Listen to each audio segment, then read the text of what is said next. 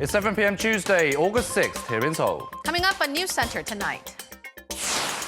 The U.S. officially labels China a currency manipulator, a move that will further escalate trade tensions between the world's two largest economies. The Korean government braces for impact. President Moon Jae-in's top aide says Korea is carefully reviewing the fate of GSOMIA, a Seoul-Tokyo military agreement, while putting national interest first. He also vows Korea will not get swayed by Japan's, quote, technological hegemony. The Korean boycott of Japanese products is now spreading to sports and culture. Local sports teams and national beauty pageant winners cancel their plans to go to Japan. And North Korea launches its fourth round of missiles in less than 2 weeks. Pyongyang is protesting the start of joint military drills by South Korea and the United States. NewsCenter begins now.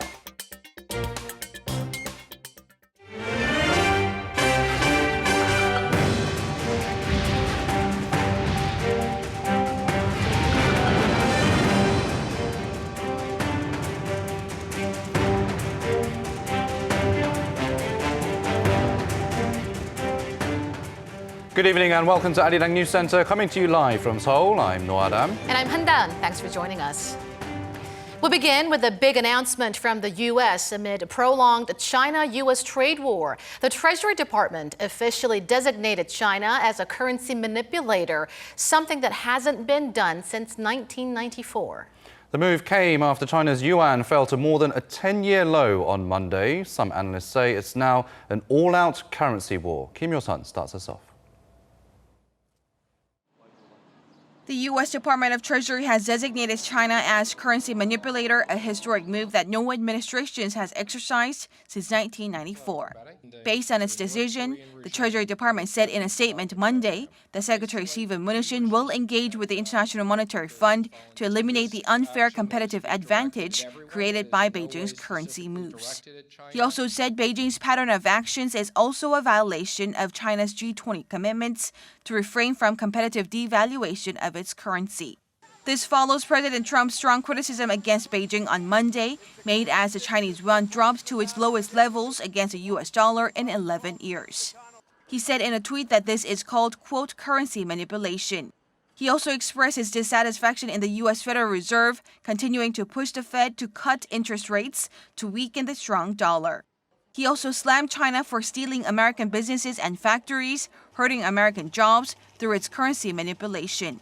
The yuan dropped and crossed the psychologically sensitive level of 7 to the U.S. greenback on Monday, the lowest level since the global financial crisis in 2008. His comments come less than 3 months after his own administration decided not to label China a currency manipulator. They also come just days after Trump proposed an additional 10% tariff on Chinese imports worth $300 billion that would take effect on September 1st. Some analysts forecast Beijing's tinkering with the yuan and the rapid U.S. designation of China as a currency manipulator could trigger an all-out currency war between Washington and Beijing. Kim Yo-sun, Arirang News. And China was quick to react. The nation's central bank has released a statement condemning the currency manipulator designation, while state-run media have also called the decision politically motivated. Our Kim Mo-kyun has more on that. A day after the U.S. announced it was officially designating China a currency manipulator, the People's Bank of China released a statement denouncing the move. The PBOC expressed deep regret, calling the decision a unilateral act based on protectionist principles that seriously undermines international rules. It said the move will hurt the global economy and reiterated that the designation doesn't even meet Washington's own standards of a currency manipulator. In an editorial Tuesday, China's state-run daily tabloid Huanqiu Sibao called the decision a bluff, claiming China won't be hurt much. It said that if it happened 2 years ago, it might cause concern that Washington would increase tariffs on Chinese goods, but since the Trump administration has enacted hefty tariffs already, the designation does not mean a lot. It also said the U.S. is throwing a tantrum, claiming that China meets only one of the 3 criteria for a currency manipulator, which is that of having a significant trade surplus with the United States. The 2 other criteria set by the U.S. in its law from 2015 are having a material global current account surplus and engaging in persistent one-way intervention in foreign exchange rates. But the label announced on Monday was based on an older law, namely the Omnibus Foreign Trade and Competitiveness Act of 1988, that sets a looser standard for naming currency manipulators. Normally, if a country is found to be manipulating its currency for a trade advantage, the U.S. Treasury is required by law to enter bilateral negotiations with that country or work through the International Monetary Fund to correct the situation. If no solutions can be found, the president can impose various penalties, such as banning the U.S. government from sending development funds to that country or excluding it from U.S. government procurement contracts. Kim Mo-kyan, Arirang News. A day after South Korea saw a Black Monday, the country's two major stock markets dipped lower on worsening China-U.S. trade tensions as well as Korea-Japan trade friction. Our Hong Yu has the numbers. In Tuesday's session, South Korea's benchmark Kospi closed at 1,917.5, down more than 1.5% from Monday's closing. This is the lowest closing since early 2016. The Kospi had opened even lower at 1,900 after a big overnight fall, and it recovered during the session only slightly. Analysts pointed to all the external factors, including investors' concerns over escalating trade tensions between China and the U.S., a Fed rate cut that was less aggressive than some hoped for, and Japan's removing South Korea from its whitelist of trading partners. I would say the most direct cause of such instability is the fall in the yuan following U.S. President Donald Trump's vow to impose additional tariffs on Chinese goods. As a result, fears that the trade negotiations between the two countries might not resume in the near future turned investors away. The analyst added that in times like this, investors turn to safe havens like gold. On Monday local time, gold prices closed at around $1,464 an ounce, up 1.3%, the highest in 6 years. Korea's tech-heavy junior index, the Kosdaq, which yesterday lost almost 7.5%, closed at around 551.5, down another 3.2%. It was the lowest close since the very end of 2014. Another analyst predicts the global stock market will start to stabilize from mid-August. We need to pay attention to the Beidaihe conference that is taking place this week because it was in this meeting that China started talks on trade tensions with the U.S. actively last year. Beijing saw trade talks with Washington after this meeting last summer, which boosted global stocks. Meanwhile, the Korean currency closed at around 1,215 won against the U.S. dollar, unchanged from the day before. Hong Yu, Arirang News. Amid fluctuating market reactions on China, U.S. and Korea-Japan trade rows, Bank of Korea Governor Lee Ju-yeol says stabilizing the foreign exchange market is highly important and that he will closely work with the government to do so. Lee made the remarks earlier today after the U.S. designated China a currency manipulator. He said maintaining enough foreign reserves is one way to bring that stability. Also today, a senior official at the Ministry of Economy and Finance also said the government will make timely response to market uncertainties. President Moon's top advisors say South Korea is carefully reviewing whether or not to renew a military information sharing pact with Japan known as the General Security of Military Information Agreement, or GSOMIA. They also played down speculations that Japan will target South Korea's financial market as part of its retaliatory measures. Here's Arirang's chief political correspondent, Shin Se-min. Presidential Chief of Staff Do Young-min said the issue of whether or not to scrap the military intelligence sharing pact with Japan should be considered carefully. It is both a diplomatic and a military issue. We will have to take the Korean people's sentiment into consideration, but ultimately it's a matter that needs to be judged comprehensively in view of the national interest. Fielding questions from all political parties in a plenary meeting Tuesday of the National Assembly's House Steering Committee, the presidential chief of staff said nothing has been decided yet. When asked whether Seoul has been requested by Washington to refrain from withdrawing from GSOMIA, Do said it hasn't been officially. He added that the government will take steps against Japan's decision to remove South Korea from its list of trusted importers and reiterated the president's confidence that the country will turn the situation into an opportunity to improve the economy so that it is not swayed by what he called technological hegemony. Despite South Korean stocks taking a beating 2 sessions in a row this week over the Japan situation, among other pending issues, the presidential chief of staff for policy, Kim Sang-jo, remained optimistic. He said there was little chance that Japan might target Korean financial market as a form of additional economic retaliation. Compared to the IMF crisis 20 years ago, our financial sector and its fundamentals are very different, so the possibility of that is extremely low. He added that a fallback plan is in the works just in case, and that the government is also keeping close tabs on short-term market stability.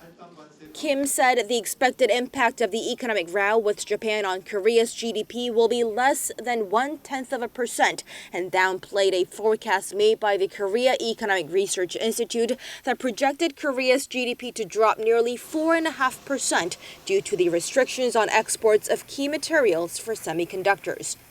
신세민, Arirang News. South Korea's startup minister has urged the country's SMEs and big businesses to join forces against what she called Japan's economic assault. Park Young-sun said today that at a time when Korea's economy is going through a structural change, it must overcome weaknesses. She stressed that the country's small and medium-sized firms and large corporations need an efficient division of roles to create synergy. Park said the ministry has identified about 20 to 30 areas so far where there could be cooperation. She said the ministry is gathering lists of materials and items that large businesses need and finding SMEs that can produce those items locally. South Korea's high-tech firms are working against the clock to counter risks stemming from Japan's export restrictions. Semiconductor giants Samsung Electronics and SK Hynix are operating emergency management systems to prepare for all scenarios that include a long-term trade war between South Korea and Japan. Yoon Jung-min with more. To cope with a series of recent export restrictions by Japan, many high-tech firms are seeking substitutes or alternative suppliers both inside and outside the country. Industry sources say securing foreign suppliers through mergers and acquisitions could be one option. Other companies are making materials on their own, but industries say it is expensive and requires a lot of time to produce them domestically.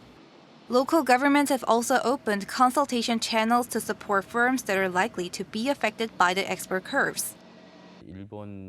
Some materials can be replaced by Japanese companies that have production lines overseas. As for general equipment and components, some can be replaced by other companies from Europe, the US, and China. Concerns are rising over the semiconductor industry. Semiconductors make up about a quarter of the country's total exports, and Japan has mainly targeted 3 high-tech materials used for making chips: photoresist, hydrogen fluoride, and fluorinated polyamide. Industry sources say it's relatively easy to find substitutes for fluorinated polyamide, but chip makers might run out of high-purity hydrogen fluoride in about 2.5 months. Major chip makers such as Samsung Electronics and SK Hynix are operating an emergency management system. Samsung's Vice Chairman Lee Jae-yong and SK's Chairman Choi Tae-won earlier held an emergency meeting with their boards of directors to prepare countermeasures. Lee has also begun to check the situation in its manufacturing plants across the country. In the meantime, Chinese and Taiwanese industries seem to be trying to take advantage of the situation. Samsung Display has been supplying most of Apple's iPhone OLED panels, but according to Korean media, the US tech giant may look for additional Chinese suppliers other than Samsung if the company can't mass-produce displays as it did before. Chinese and Taiwanese DRAM companies are also expanding their business. Korean companies are hoping for the situation to improve through efforts to solve it diplomatically, but attempts to reduce Korean firms' dependency on Japan seem inevitable if the trade conflict drags on. Yoon Jung-min, Arirang News. Boycott movements against Japanese brands in Korea are now spreading to sports and culture. Korean sports teams have cancelled their off-season training in Japan, and national beauty pageant winners have decided not to participate in an international beauty pageant being held in the neighbouring country. Lee Min-sun reports. The worsening situation between South Korea and Japan has spread to the sporting world. 7 out of 10 South Korean professional basketball teams have called off scheduled off-season training in Japan. 8 women's pro basketball and volleyball teams have also canceled or plan to cancel training in Japan and are scouting out local places to train instead. Local sporting competitions are making similar moves. Gangneung City had previously invited teams from China and Japan to a friendship curling competition, but decided on Monday to pull financial support for the Japanese team.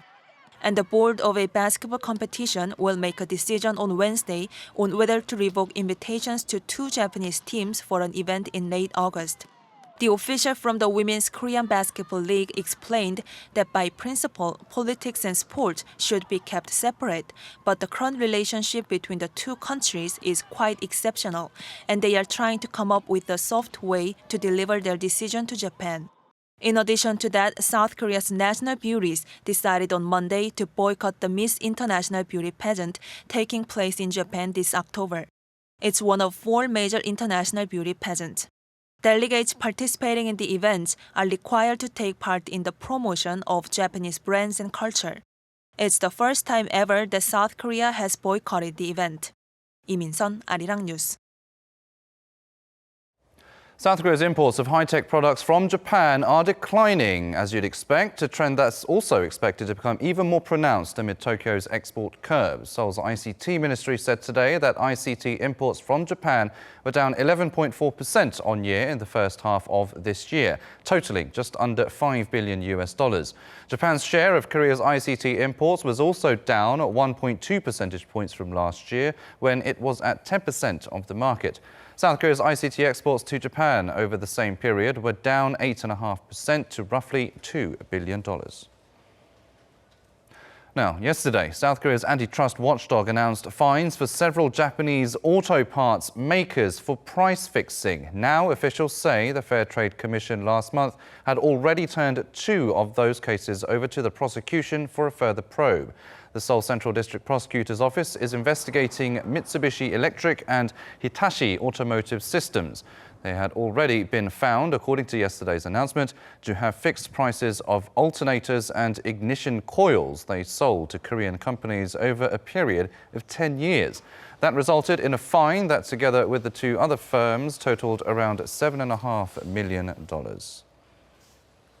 South Korea's balance of payments has been slipping in recent months due to slower global trade, as well as a decline in the country's key export items. The country saw a steep decline in its current account surplus in the first half of this year. Oh Soo-young with the details. South Korea recorded its lowest current account surplus in 7 years during the first 6 months of this year, amid the slowdown of global trade and weaker export figures. The Bank of Korea's figures released on Tuesday show the country's current account surplus recorded $21.7 billion from January to June, an on-year decline of 24.6%. Despite the smaller deficit in the services account, a significant decrease in export figures reduced the total surplus. Exports fell by 8.5% as the country's key export items recorded sizable drops. The amount of semiconductor exports in dollars slipped by 21.7%. Electrical and electronic goods, along with petroleum and steel products, also tumbled significantly compared to the previous year. Imports were also down by 5.1% on year, shrinking the scale of the country's balance of payments from trade. A central bank official noted that the trade conflict between the US and China and the sluggish global economy had also taken their toll on Korea's current account. Korea in June posted its highest current account surplus in 8 months. However, both exports and imports of goods continue to decline by 16% and 12% on year respectively. Oh Soo-young, Arirang News. In other news, North Korea has fired yet more missiles, its fourth round of launches in less than 2 weeks. This time it fired them from the western side of the peninsula. At the same time, the regime is criticizing the joint military drills by South Korea and the US that started yesterday. Kim Ji-yeon reports. South Korea's Joint Chiefs of Staff said North Korea launched the two short-range missiles in the early hours of Tuesday towards the EC at around 5:24 a.m. and 5:36 a.m. Korea time from its southwestern county of Hwayil in Hwanghae-namdo province. The missiles had an altitude of around 37 kilometers and flew some 450 kilometers, recording a maximum flight speed of Mach 6.9. That's around 8,500 kilometers an hour. The Joint Chiefs of Staff said the missiles seem to have similar characteristics to the short-range ballistic missiles fired by the North on July 25th, and said they are working with the U.S. to verify further information about the missiles while monitoring the situation for additional launches. The Joint Chiefs of Staff believe the North test-fired a new type of short-range ballistic missile, North Korea's version of Russia's Iskander-class missile. It's believed that they're harder to intercept due to its complicated flight trajectory, although the Joint Chiefs of Staff made reassurances that they're able to neutralize the missiles by North Korea with the existing Patriot anti-missile system. Tuesday's launch came a day after South Korea and the U.S. began their combined military exercise. The crisis management staff training kicked off on Monday as a preliminary session in the run-up to their summertime command post exercise, which is expected to start this Sunday and continue for about 3 weeks. The drill is aimed at testing South Korea's initial operational capability for the envisioned transfer of wartime operational control from Washington to Seoul. Issuing a statement right after the firing on Tuesday, North Korea's foreign ministry criticized the South for conducting exercises, which it says are simulations of preemptive strikes against Pyongyang. It also criticized the U.S. for supplying new weapons, including the F-35A fighter jets, to the South. North Korea says it still seeks dialogue as means to resolve issues, but that the continuation of provocative military acts would harm the momentum of dialogue, calling the joint exercise as a violation of a series of agreements it signed with the South. Kim Ji-yeon, Arirang News. Meanwhile, South Korea's top security officials have agreed to closely monitor the situation regarding North Korea's missile launches in close coordination with the U.S. An emergency meeting chaired by National Security Advisor Chung Eui-yong was held at the presidential office this morning, shortly after North Korea fired the projectiles. According to Blue House spokesperson Ko Min-jung, they assessed Pyongyang's intentions as well as the general security situation surrounding the Korean peninsula. They agreed to maintain thorough surveillance and readiness. Seoul claims that Pyongyang is continuing military activities to gain leverage against South Korea and the U.S. in future negotiations. Oh Jung-hee with the details. This year, North Korea has conducted 6 test launches of short-range projectiles, 2 in early May and 4 in the past 2 weeks. Throughout the year, the regime's leader, Kim Jong-un, made 8 military-related visits to guide training and weapons testing. On Tuesday, Seoul's Unification Ministry laid out its assessment of Pyongyang's continued military activities. An unnamed senior official told reporters that the North wants to reinforce unity among its people and gain an upper hand in future negotiations. A North Korea expert in Seoul agrees. One is to send a strong message to the United States that if the United States wants to have the working level meetings to get started, then the United States would be better to lower the bar of expectation. It is to put additional pressure on Moon Jae-in of South Korea to persuade the Trump administration to lower the barrier of negotiations for North Korea in some ways. The North's back-to-back military provocations come as Seoul and Washington start their joint military exercises this week. On Tuesday, after firing as yet unidentified projectiles, Pyongyang's foreign ministry lashed out, saying it cannot help but test and deploy, quote, powerful physical means to protect itself from, quote, aggressive war rehearsals. The North has also condemned Seoul for introducing new weapons like F-35A stealth jets, saying that violates their comprehensive military agreement reached last year.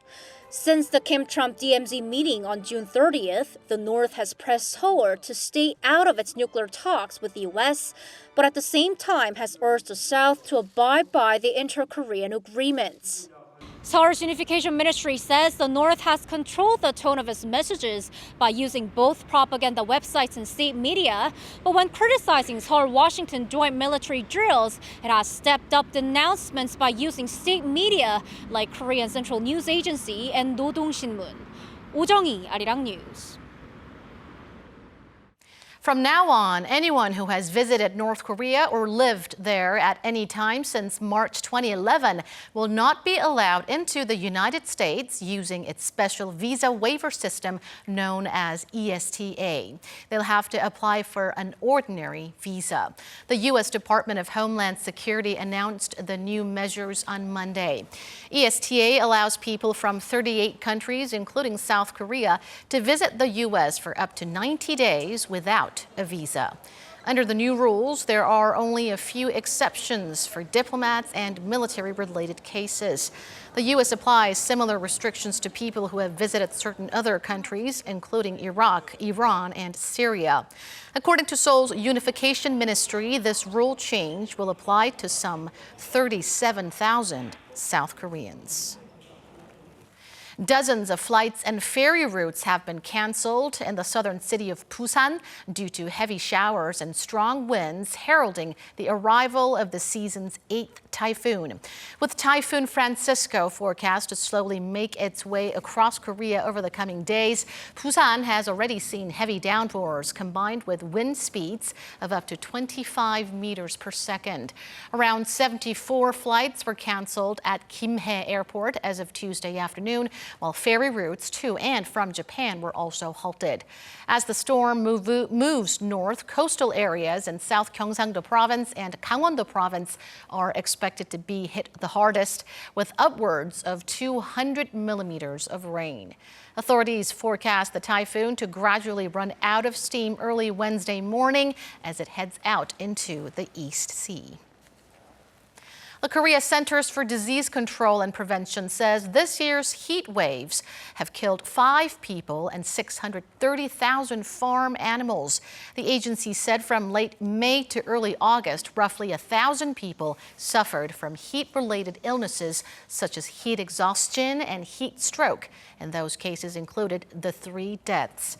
This is a sharp drop, though, from the same period last year when Korea experienced its hottest temperatures on record, and 38 people died. On farms, the animals that succumbed to the heat the most were chickens at 580,000 deaths, followed by ducks and pigs. July 2019 was the hottest month ever recorded across the world. That's according to a report on Monday by the EU's Copernicus Climate Change Programme. Last month was just over half a degree Celsius warmer than the global average temperature between 1981 and 2010. That's slightly hotter than the previous record in July 2016. The UK will join US efforts to protect tankers passing through the Strait of Hormuz from an increasingly aggressive Iran. British Foreign Secretary Dominic Raab says the UK has to respond now to uphold freedom of navigation. Many countries are still cautious, though. US Secretary of State Mike Pompeo has once again pressed Washington's closest Asian allies to help out. Speaking in Australia, Pompeo mentioned South Korea and Japan by name for the second straight day. He said the US wants to make sure Iran doesn't do anything risky and wants to protect the South Korean and Japanese economies, which depend on oil and goods delivered through the region. South Koreans have dominated this year's World Youth Go Championship that was recently held in Malaysia. Yang Yu-jun won the senior tournament, defeating a Chinese opponent in the final, and Chung Jun-woo won the junior tournament for under-12s. It's the 4th time Team Korea has won both tournaments at the event. The government and local tourism authority are receiving public recommendations until September 8th on the country's best tourist spots. The so-called Star of Korean Tourism has been given to locations over the past 9 years to recognize their contributions to the industry as well as to promote local tourism. There will be just 2 awards this year. The main prize will be given to locations for their facilities, activities and food. The special prize will go to the best new and upcoming tourist spots or broadcast programs that have helped boost tourism to local sites. Winners will be announced in December. That has been your 3-minute news flash.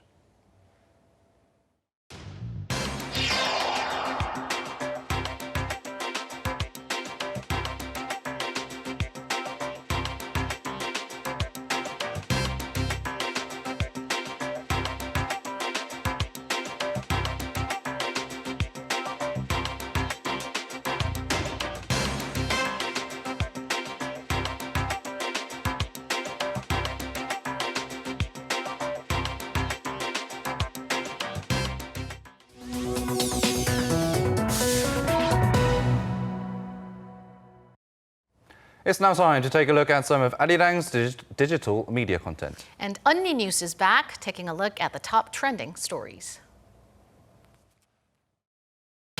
Hi everyone, I'm Min Jung-min, a news reporter at Arirang TV, and welcome to News.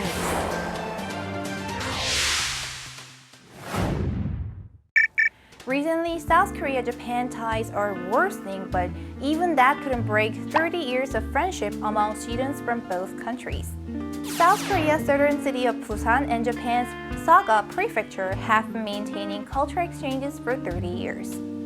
And this year, again, 33 students from Japan and some 20 students from India visited Busan to attend the International Juvenile Art Festival. Some worried due to souring ties between Seoul and Tokyo over recent diplomatic and trade issues, but they said it's important to maintain the decades-long friendship and trust. 한국이랑 일본 관계가 안 좋지만 학생들 사이에서는 그런 정치적인 것들은 딱히 문제가 되지는 않았거든요. 이런 정치적 문제랑 상관없이 민간 교류는 계속 진행돼야 된다는. They also said they hope to see the two countries work together again in the near future. Sometimes children tell what adults have to listen to. North Korea's state media released a picture of Kim Jong-un overseeing projectile launch last week. But take a closer look here. What do you first notice? Well, I see Kim's smartphone. Well, perhaps that could be Pyongyang's first smartphone, Arirang, or maybe something else. And not only that, there were also smart TVs and tablet PC. It's quite unusual for a head of state exposes his or her phone because it's top secret. Well, experts say Kim wants to boast North Korea's higher IT and science technology by intentionally exposing his smart gadgets. Although users in North Korea can access to the internet outside the country, well, it seems like they do enjoy movies and dramas with their phones. But smartphones without internet? Really? Not only half-fried, half-seasoned chickens, but half-paid taxis are available in Seoul. So how are these half-paid taxis possible? Well, by sharing your cab with someone else. In fact, cab sharing was illegal in South Korea since 1982, but now it's allowed in some parts of the capital to solve some transport issues. So here's how it works. First, with your smartphone app, you look for somebody near you who wishes to share a taxi. The application will find the person who will accompany you on your journey at least 70% to the destination. So when the taxi comes, you just get in and pay half of the fares when you arrive at your destination. Your fellow rider will pay the other half. The carpooling is available for only men and men or women and women to prevent crimes, and is only available at nighttime. Do keep in mind. That's all we have for today. Don't forget to like and subscribe to our channel. Bye!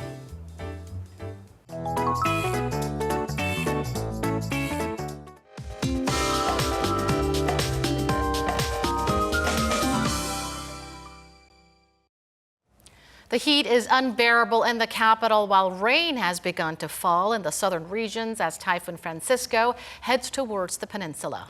For more details, let's turn to our Michelle Park at the Weather Center. Michelle. Typhoon Francisco is contributing to the scorching weather in the country. Now, especially in Seoul, the thermometer rose to 36.8 degrees Celsius today, now breaking the season's record. And Typhoon Francisco is expected to land in Busan tonight and reach the city of Andong in Gyeongsangbuk-do province past midnight, and then gradually weaken into a low-pressure front. But heavy precipitation will continue until tomorrow. Over 200 millimeters of rain will fall along the east coast, accompanied by winds of 30 meters per second. And the upper parts of the nation will see rain until tomorrow evening, and the precipitation will help lower the mercury a couple of degrees. And Beijing, on the other hand, is also looking a lot cooler tomorrow with thunder and heavy rain in store. And Wednesday morning's commute will be stuffy and also very humid, with Seoul and most regions waking up to 25 degrees Celsius on average. The daily highs are also looking more bearable tomorrow, as Seoul climbing up to 30 degrees Celsius, while Daegu and Gyeongju both reaching up to 33 degrees. I'll leave you with weather conditions around the world.